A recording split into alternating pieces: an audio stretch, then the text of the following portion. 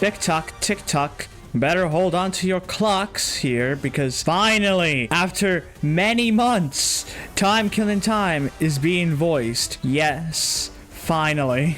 Now, as said in that one post, Time Killing Time was, and still is, one of my favorite intervalos I've ever read. I love the character interactions between Radian, Ryoshu, and Hanlu. Interesting to see what their announcers will have. Love the Time Killer. It's such a cool distortion. It also probably has the best OST among all other intervalos, and even some cantos, I dare say. And I also love the design of T-Core. To be honest, I love anything with a steampunk-esque design. There's something about an old style yet sci-fi like setting that I love a lot. Maybe it's the irony itself or something like that. But I'm also a big fan of some time shenanigans, if done right, that is. So it's not too much of a surprise that I like the 4 abnormalities that kinda combine the steampunk design and time shenanigans together to make cool looking creatures made of cogs and clocks. And the said creatures that we're covering today, in this case, are the Time Duck, Steam Transport Machine, Clockwork Time Roly-Poly, and Backward Clock. Again.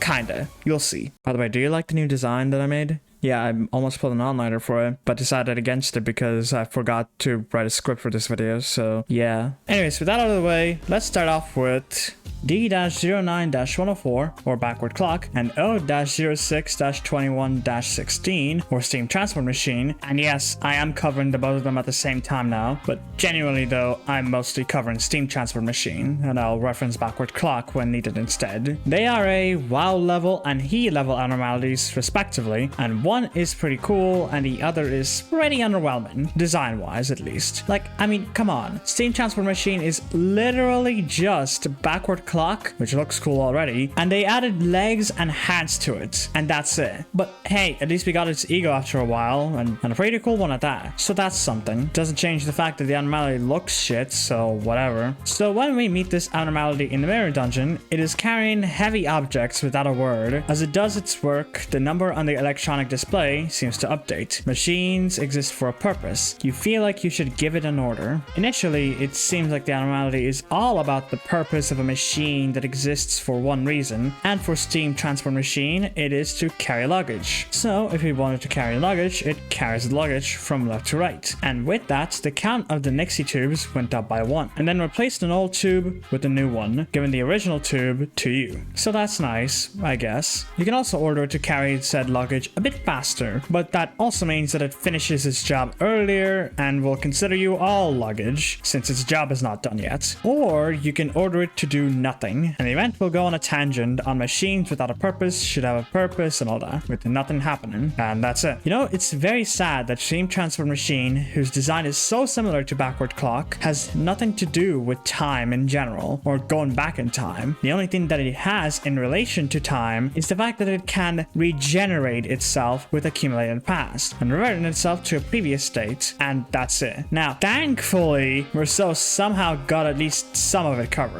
Merceau's third Tremor Ego, which fuels Lay Salt even more than he already was, with Regrets and Capote. Crush Bound Past is an interesting name, to say the least. And for Merceau, who has far too many signs of at least having something to do with the past distorting or corroding. Again, I've never read The Stranger, so I have no clue and I'm just going by whatever it said. It's quite fitting for him to have this ego, with an arm as massive as a train, at least in relation to time. However, it also fits with everything that I have talked on. A purpose of a machine. Now, Merceau has a personality of a machine, not doing anything unless ordered. So, in this case, the ego is pretty fitting, so that's something. Now, I also love this corrosion, by the way. It's very cool. I always love these glitching effects that any kind of media will have, if they can pull it off, that is. But anyways, on to the next one, and this one is one of the more interesting abnormalities to talk on. Time Duck is weird. It hasn't been released, but it's certainly interesting enough that I think it should be released eventually. But that's every single abnormality, so whatever. But other than that though, Time Duck is a, and I'm quoting the official wiki, an amorphous entity mainly composed of a viscous white liquid. take what you will with that. Now, along with the liquid, it also has a bunch of gears and clocks inside of it, which looks cool. Now, when first meeting Time Duck, you hear sounds of sticky, oily clockwork. It is the sound of each cog indents clinking into each other. It is the sound of flowing streams of water conjoining, and in front of you, a tired, downcast duck stands before you. The clockwork whirs vigorously, but the rabbit appears wary. Now, wait a minute, a rabbit? But you initially said it's a duck, no? Well, yes and no. It's a bit complicated because you see, Time Duck is based off of the duck-rabbit illusion, where, as you can see, it is a head. But of what exactly? A duck with its head and bill looking up to the left, or a rabbit with its head facing right and has some ears at the back of its head? Now, based off of the design alone, it's kind of difficult to say if it's either a duck or a rabbit. Like, this part right there is too sharp to be a duck's bill, but it's also a bit too curved to be a rabbit's ears as well. Maybe it's intentional because if the abnormality could be fought with eventually, we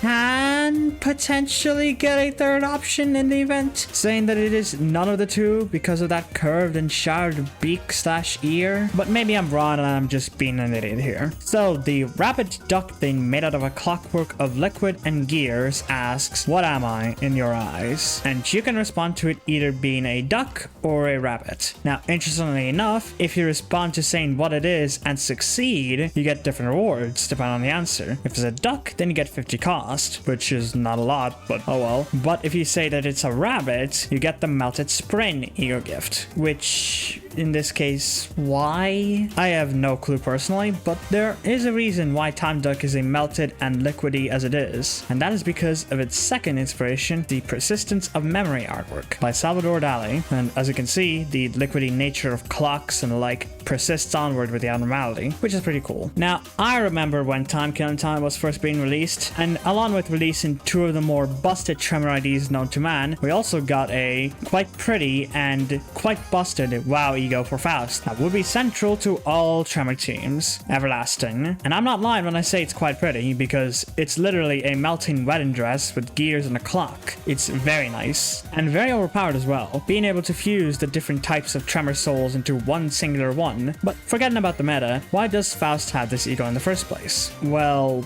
in my humble opinion, it is identities, or to be a little bit more vague, figuring out what Faust is, from the perspective of both you and in the Clockwork of Time. Who is she? What is she? To question one's true identity and face, and to also eventually stop and cease to move for all eternity. Well, it's actually quite obvious as to what she is. Faust is a duck, duh. Like, look at her corrosion, she's a duck with a curved bill, beak, whatever. I wonder if we'll ever get a second everlasting ego, and instead of a duck, the corrosion is going to be a rabbit instead. But whatever, that's for future me and future Limbus to worry about. Now let's move on to the last time-based steampunk-like abnormality. Man, there is not a whole lot to talk on, huh? I mean, I told you, there's only 3, so yeah, quite short, huh? The bell tolls. Clockwork Time Roly-Poly is a bunch of gears in the shape of a bell, as described everywhere, and its head is an old clock, with its eye replacing the actual clock. At least that's all from what I can tell on the MD event. I have no clue what's going on in Heathcliff's ego. It's all over the place. Moving on from the complicated design choices that Project Moon made for this abnormality, in the Mirror Dungeon event, we start off with the bell tolls, which I'm surprised that I haven't seen anyone use this abnormality for the bell tolls meme when it was popular as it was back then, but whatever. It creaks a few times and tolls again. The bell tolls to tell the time. It swings all the way back as though it's about to tip over, then balances itself again. Every time it balances itself, the sound of a broken bell tolls. The bell precariously swings back once again. It being a bell has been described all over the place, but it's for a completely different reason they might think. The abnormality doesn't just represent said bell tolling to tell the time, but also mostly the action of tolling itself, to swing back and forth without end. That's also why Clockwork has the roly-poly in its name, since an actual roly-poly is just a toy that rocks back and forth. A lot of this abnormality has something to do with going back and forth, and all that. But going back to the event, we can do one or two things. We can push it further, which leads to it almost touching the ground until it bounces back harder than it ever has, and it tolls loudly, louder than any bell smell you've ever heard. Or it just falls to the ground and can't get up. So that's something. We also get the Bell of Truth ego if we succeed at the cost of 10 SP, so that's nice. But if we already have this ego gift, then we can help the broken bell find balance, which we do that by stopping it, but not entirely, however. Though it no longer bounces back with the same amount of force, it continues to sway back and forth. But in the case that you fail the check, it just stops it entirely. Now it just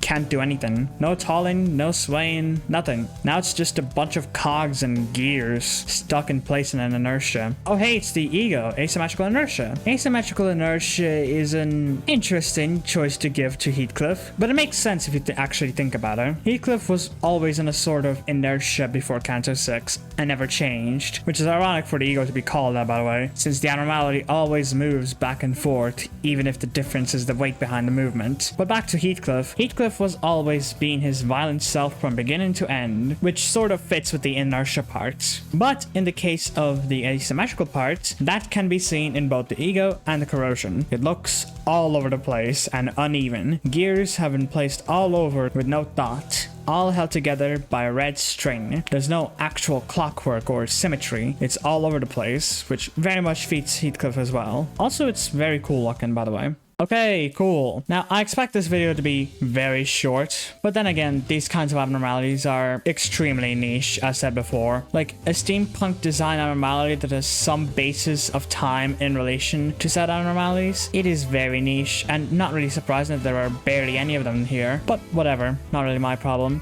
But I do wish that there was one other abnormality of its kind to exist in Limbus. So anyways, that's all with the video. Bye.